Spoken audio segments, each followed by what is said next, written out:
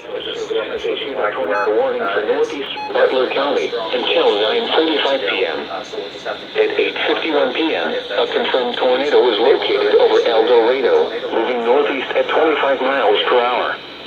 You can expect a damaging tornado and quarter-size hail. The tornado was confirmed by spotters. The following impacts are expected. Flying debris will be dangerous to those caught without shelter. Mobile homes will be damaged or destroyed. Damage to roofs, windows, and vehicles will occur. Damage is likely. The tornado will be near El Dorado around 9 p.m. Other locations impacted by this tornadic thunderstorm include Rosalia, El Dorado Airport, El Dorado Lake, and El Dorado State Park.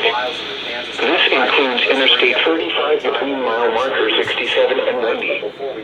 To repeat, a tornado is on the ground. Take cover now. Move to a basement or an interior room on the lowest floor of a sturdy building. Avoid windows.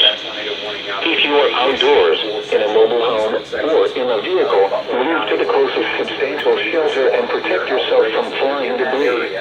Again, the likelihood of a big tornado out of this, probably not. We haven't seen that many.